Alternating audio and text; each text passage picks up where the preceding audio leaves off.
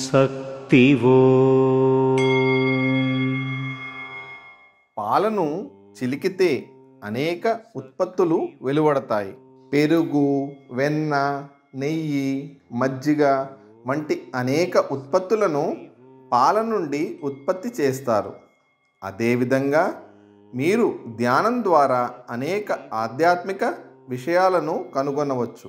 దీని వివరణ ఏమనగా, పాలు కేవలం ఒక వస్తువు మాత్రమే కానీ మనం దాని నుండి విభిన్న ప్రక్రియల ద్వారా పెరుగు, వెన్న, నెయ్యి, మజ్జిగ మొదలైన విభిన్న ఉత్పత్తులను పొందుతాము.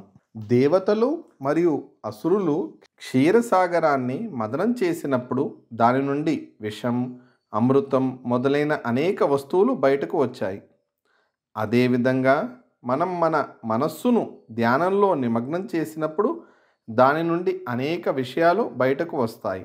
మలినాలు తొలగిపోతాయి, మంచి ఆలోచనలు ఏర్పడతాయి మరియు చివరకు ఆధ్యాత్మిక పురోగతి సాధించబడుతుంది. ఓం శక్తి. శక్తిమాల వేసుకుని అమ్మ దగ్గర వేడుకుని శక్తి పీఠం చూడరారండి. బాధలని తీరుటకు శక్తిలంతా ఒకటై సన్నదిని వెతికిరారండి.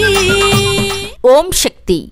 మన మేల్ మర్వత్తూర్ ఆది పరాశక్తి సిద్ధుల పీఠంలో శక్తిమాల ఇరుముడి వేడుకలు డిసెంబర్ 1వ తేదీ 2023 నుండి జనవరి 24వ తేదీ 2024 వరకు అత్యంత వైభవంగా జరుపబడతాయి.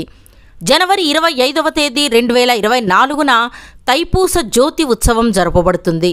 కావున భక్తులందరూ విచ్చేసి ఈ వేడుకలలో పాల్గొని ఆ అమ్మవారి అనుగ్రహానికి పాత్రులు కండి. ఓం శక్తి.